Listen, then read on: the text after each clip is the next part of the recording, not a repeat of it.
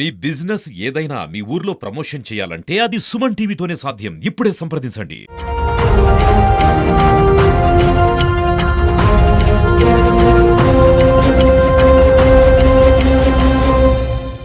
శ్రీకాళహస్తి ముక్కంటి ఆలయ హుండీ లెక్కింపులో ఓ మహిళ చేతివాటం చూపించింది. సాధారణంగా నెలకొకసారి శ్రీకాళహస్తి ఆలయ హుండీ లెక్కింపు అనేది జరుగుతూ ఉంటుంది. అయితే ఆ లెక్కింపులో అక్కడ ఉన్నటువంటి సిబ్బందే కాకుండా బయట సేవా సమితి, అదే రకంగానే ట్రస్టుల్లో ఉన్నటువంటి వారిని కూడా భాగస్వాములను చేస్తూ ఉంటారు. అదే రకంగానే బాలాజీ సేవా ట్రస్ట్ నుంచి కొంతమంది సభ్యుల్ని అక్కడ హుండీ లెక్కింపులో తీసుకున్నారు. దాంతోపాటు కూడా బ్రహ్మరాంబిక సేవా సమితి అనేటువంటి సభ్యుల్ని కూడా తీసుకున్నారు. అయితే బ్రహ్మరాంబిక సేవా సమితి సంబంధించినటువంటి లావణ్య అనేటువంటి మహిళ కూడా ఒక సేవకి నమోదు చేసుకుంది.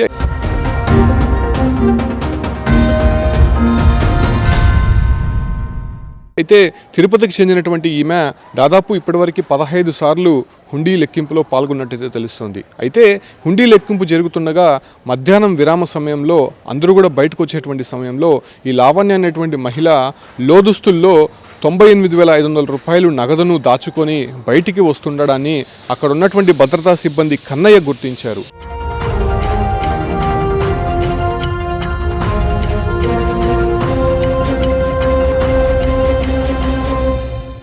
అయితే వెంటనే ఉన్నతాధికారులకి సమాచారం ఇచ్చారు. తర్వాత పోలీసులు వచ్చి ఆమెను క్షుణ్ణంగా పరిశీలించగా ఈ నగదు అనేది బయటపడింది. అయితే ఈ మహిళ దాదాపు 15 పర్యాయాలు హుండీ లెక్కింపులో పాల్గొన్నటువంటి నేపథ్యంలోనే ఇలా అనేక సందర్భాల్లో కూడా తస్కరించినటువంటి ఘటనలు ఆ మహిళ చేసినట్టయితే మాత్రం ఆరోపణలు వినిపిస్తున్నాయి. ముఖ్యంగా బ్రహ్మరాంబిక సేవా సమితి ఆధ్వర్యంలో ఈ ఒక సభ్యుల్ని కొంతమంది హుండీ లెక్కింపులో కావచ్చు, లేదంటే అక్కడ ఉన్నటువంటి స్వామివారి సేవలో అక్కడ సేవ చేయడానికి వాళ్ళంతా కూడా నియమిస్తూ ఉంటారు. సో ఈ రకమైనటువంటి పరిస్థితుల్లో ఆ ఒక మహిళ అనువుగా చూసుకొని హుండీ లెక్కింపులో చేతివాటం అయితే ప్రదర్శించినట్టయితే తెలుస్తుంది. అయితే అక్కడ ఉన్నటువంటి భద్రతా సిబ్బంది గమనించి ఆ మహిళని పట్టుకోవడంతో లోదుస్తుల్లో ఆ మహిళ ముందుగానే ప్రణాళిక ప్రకారము అక్కడ దాచుకోవడానికి కొన్ని ఏదైతే సీక్రెట్ సంబంధించినటువంటి దుస్తులు అయితే వేసుకొని వచ్చింది. సో ఆ ఒక్క దుస్తుల్లోనే ఆ మహిళ 98,500 రూపాయలు దాచుకొని బయటకు వెళ్తుండగా గుర్తించినటువంటి పరిస్థితి.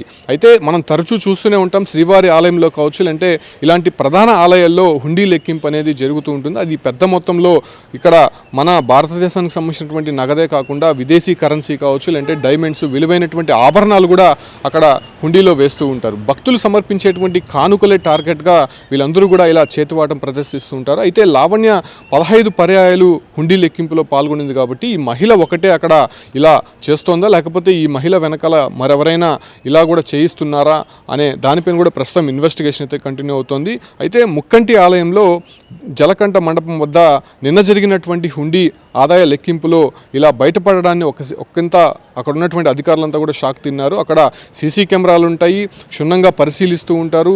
ముఖ్యంగా అక్కడ లోపలికి వెళ్ళేటప్పుడు కానీ బయటకు వచ్చేటప్పుడు కానీ చాలా పరిశీలన జరుగుతోంది. వాళ్ళంతా కూడా చెక్ చేసిన తర్వాతనే వాళ్ళని బయటకు పంపిస్తూ ఉంటారు. సో అటువంటి క్రమంలోనే ఇలా చేతివాటం ప్రదర్శించడం ఇంకా ఎన్నో అనుమానాలు కూడా దారితీస్తోంది. ప్రజెంట్ ఈ లావణ్య అనేటువంటి మహిళని అరెస్ట్ చేసినటువంటి నేపథ్యంలోనే ఆ మహిళని ప్రస్తుతం పోలీసులు అయితే విచారిస్తున్నటువంటి పరిస్థితి.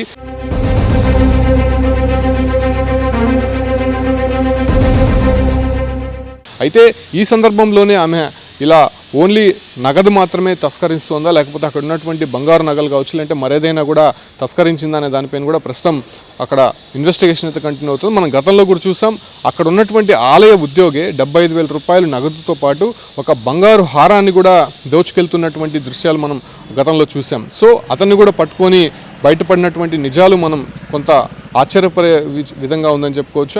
ఆ ఒక్క వ్యక్తిని కూడా ప్రస్తుతం సస్పెండ్ చేసినటువంటి పరిస్థితి. అయితే ఇలా సేవా పేరుతో ఆలయం లోపలికి వచ్చి ఇలా హుండీ లెక్కింపులో పాల్గొని అక్కడ చేతివాటం ప్రదర్శించినటువంటి ఇటువంటి వారిపైన ఎటువంటి యాక్షన్ తీసుకోబోతున్నారు?